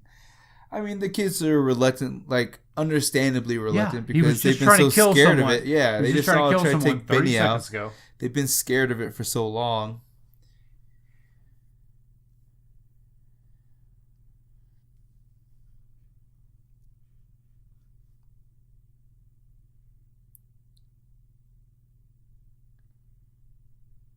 Dog's lucky. Dog's lucky they got a heart of gold. Because that, if it had been anybody else, they'd been stomping on the other side of that fence. Oh, yeah. Ending that dog. Trying to finish that dog off. The beast.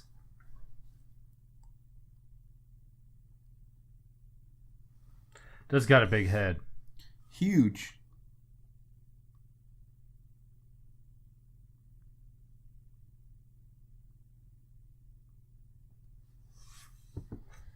I can't remember. They put something on the actor's face so the dog could, lick his face constantly. Some treat, some sugar or something. Gotcha. It was just a full day of getting his face licked.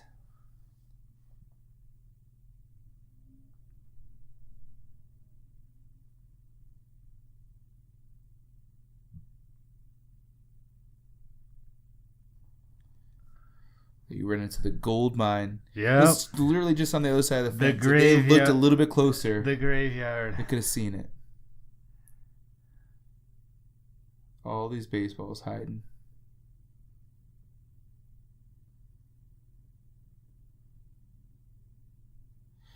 I guess I never looked at it as it. They were just over exaggerating what they thought about the beast, and it was always just like a nice dog, maybe misunderstood. And so he doesn't hear the fence collapse. Or Nothing, like that, but he hears that tiny ass knuckle knock. Yep.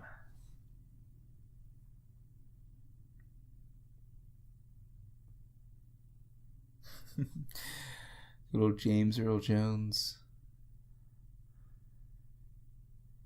When did 94 was Lion King? Sounds right. 94, 95. But of course, all these kids knew him as Darth Vader. Correct. So they're very excited to have him on set to get to work with Darth Vader, the voice of Darth Vader. Right. Well, and also, too, I remember reading that James Earl Jones, of course, he's a baseball fan in this movie and also in Field of Dreams.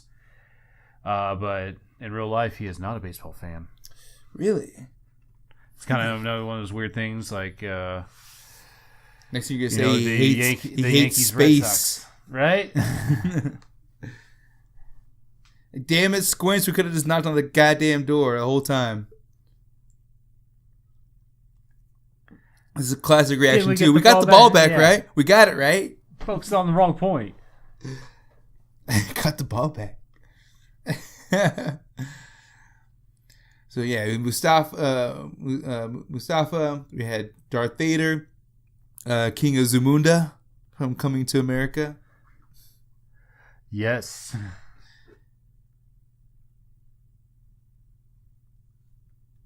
which is another one we'll have to do for the holiday season. Coming to America, yeah. It's a good movie. Oh my God. Love that movie. So at this time, when I watched this movie, I was like, so does every grown man have his own baseball room? Because we're 2 for 2 right now. Yeah.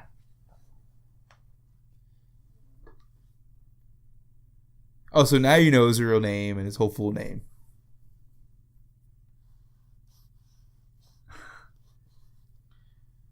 He does have that awesome voice. Oh, man. Booming. It will be a sad day when we don't get to hear it so much. He does play plays the blind man well, although he's a little too familiar with that room, I think.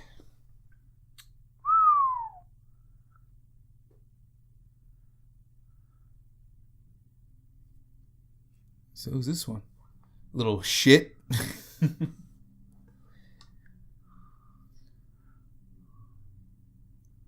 Murderer's Row. Wow.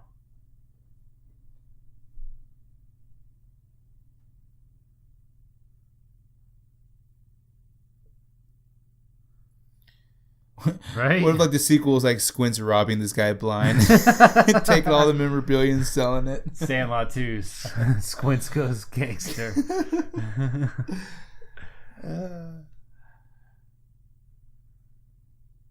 You knew Babe Ruth?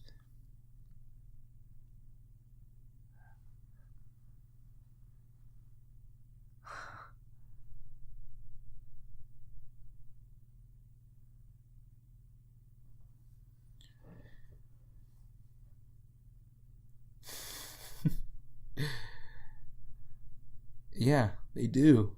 And batters too when they get fucking zinged in the dome. Yeah.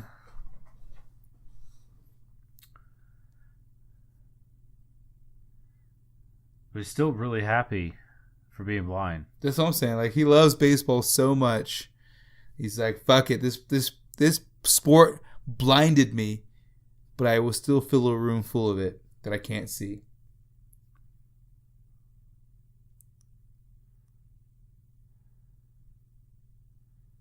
I'm like, is that until August or something? Right? Or, how long is this gonna go on for? Coming up. I was expecting him to like the baseball and then backhand him and then give him a hug. Like, thanks. Whoosh. Now give me a hug. He can't be mad at all. That's a fucking he's at a come up. Trade up for sure. I don't want to hear that bullshit. Yeah.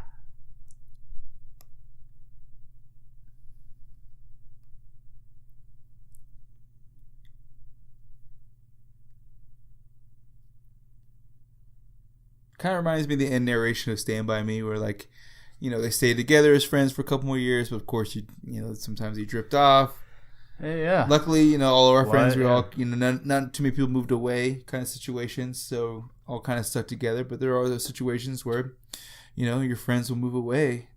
I mean, Micah, I guess that's our one friend who moved away that we're like, oh man, got in and out of our lives just like that. Quick. Yeah.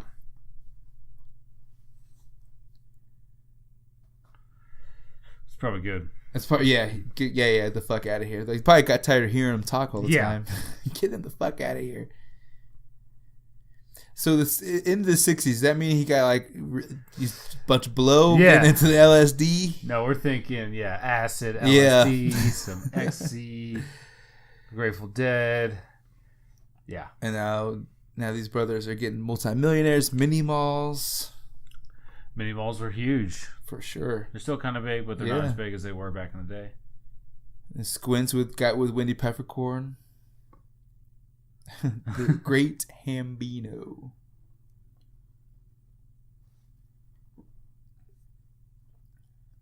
I like that at least gave him a little bit of a chance. He wasn't as great as Benny, but he was up there. Nunez was up there with Benny.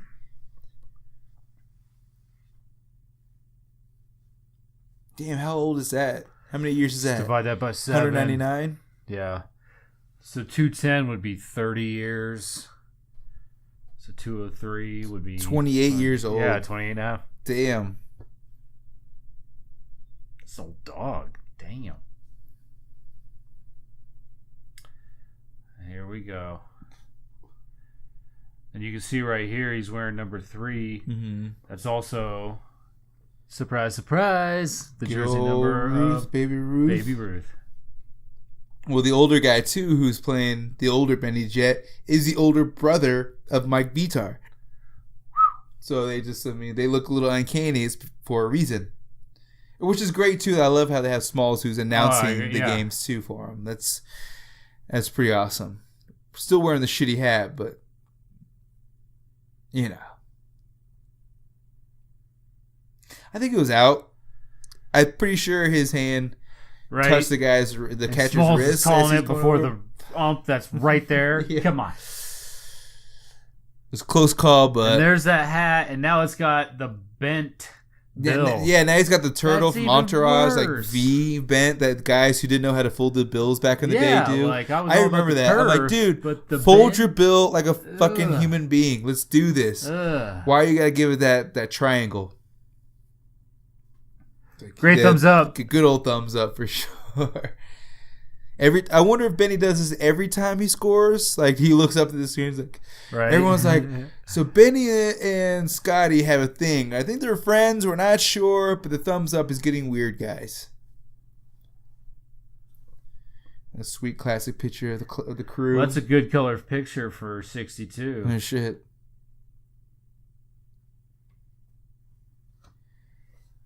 Well, that was a Sandlot. Le Fleur. I like how he got top billing. He had like right? 8 seconds in the movie. He gets top billing, basically. So, yeah, man, the movie holds up. I think it's still great. Another classic 90s movie. Oh, it is. It's one of those... I haven't watched it a year or two, but I'll continue to watch the rest of my life. Yeah. One of the funny things about the movie, in 1998, Michael Polidoris sued 20th Century Fox and the producers of the film because he was a childhood classmate of David Mickey Evans, who was the author and director. Yep. He based him squints off of this guy's character, and this guy was humiliated, I guess, and embarrassed after this movie came out because he had formed this character after him. So he sued them, but I guess they threw out the case and things like that. But that's just kind of the bullshit that can go on with Hollywood, you know. But the Sandlot still holds up. I think it's great.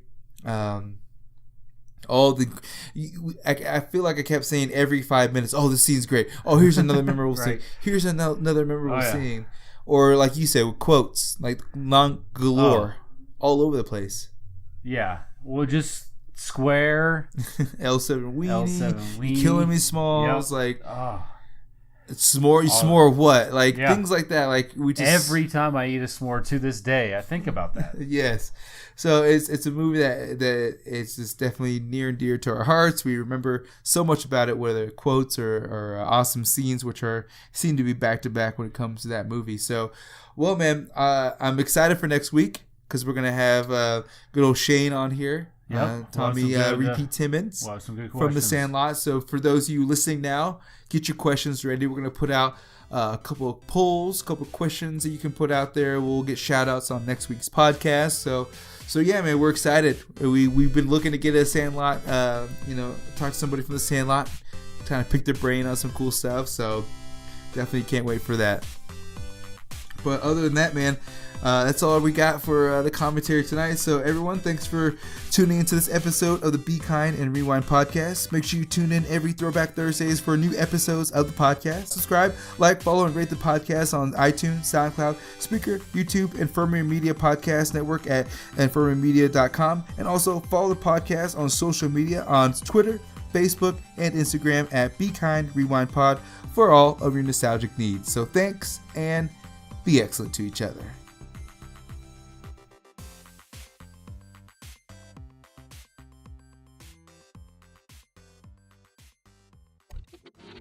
And now, a word from Infirmary Media.